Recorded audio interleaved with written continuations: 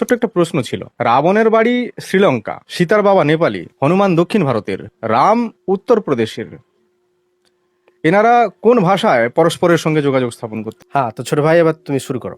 শ্রীলঙ্কা হোক বা নেপালি আর ঝাড়খণ্ড হোক বা বিহারি, আমাদের ভারতবর্ষের প্রাচীনতম ভাষা ছিল সংস্কৃত। ভুল উত্তর।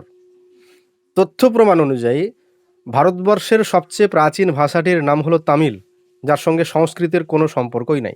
রাম, রাবণ, সীতা বা দশরথ বা জনক যেই হোক না কেন, তখন একটাই ভাষা প্রচলিত ছিল, সেটা হলো সংস্কৃত। ভারতবর্ষ একটি ভাষা বৈচিত্র্যের দেশ। এই বৈচিত্র্য কিন্তু আজকের নয়, এই বৈচিত্র্য বহু প্রাচীন। প্রথমত, কোনো কালেই সংস্কৃত সার্বজনীন ভাষা ছিল না।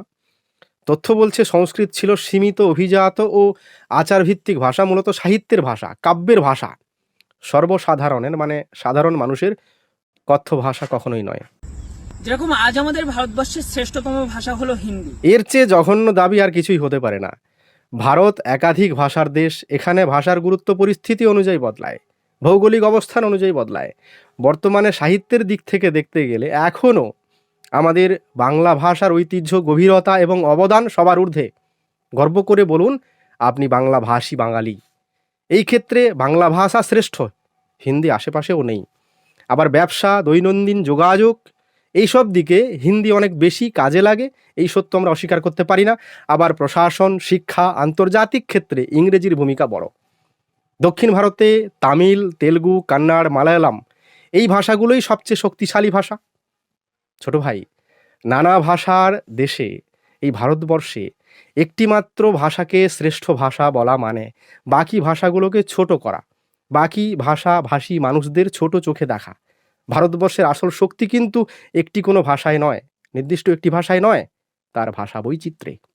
সেরকম এখান থেকে বহু যুগ আগে আমাদের ভারতবর্ষের শ্রেষ্ঠতম ভাষা ছিল সংস্কৃত।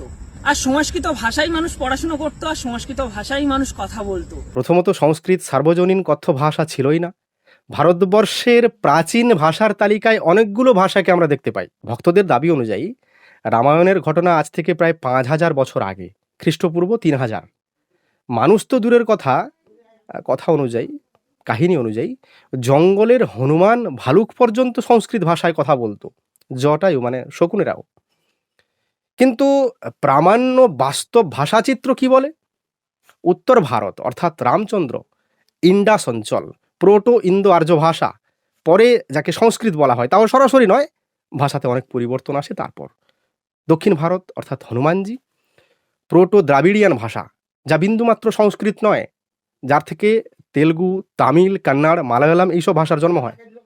শ্রীলঙ্কা অর্থাৎ ব্রাহ্মণ শ্রেষ্ঠ রাবণের ভাষা, দ্রাবিড়িয়ান ভাষার প্রভাব রয়েছে এখানে। তারপরে সিংহলি ভাষা তৈরি হয়, তাও অনেক পরে, খ্রিস্টপূর্ব 500-তে প্রায়। সংস্কৃত কখনই নয়।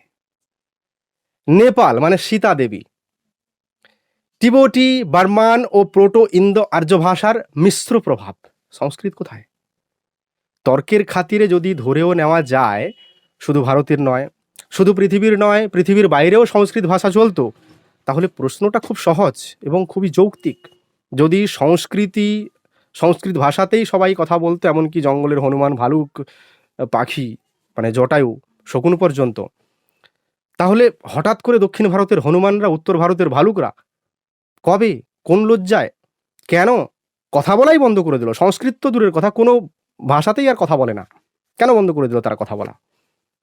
এত বৃহৎ সার্বজনীন ভাষা হলে তা কিভাবে শুধুমাত্র ওই পুরাণ গল্পগাথায়, পুঁথির পাতায় আটকে গেল?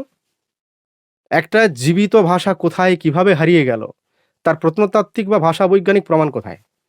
গল্প নয়, গুজব নয়, তথ্য বলছে সংস্কৃত একটি সীমিত, অভিজাত এবং আচারভিত্তিক, শুধুমাত্র যাকে বলা হয় ওই কাব্যের ভাষা, সাহিত্যের ভাষা, সর্বসাধারণের কথ্য ভাষা ছিলই না। এই বাস্তবতা মানলেই প্রশ্নের উত্তর পরিষ্কার হয়ে যায়। আশা করি সবাই বুঝতে পেরেছেন। ভিডিওটা ভালো লাগলে একটা লাইক করবেন আর চ্যানেলটা সাবস্ক্রাইব করবেন।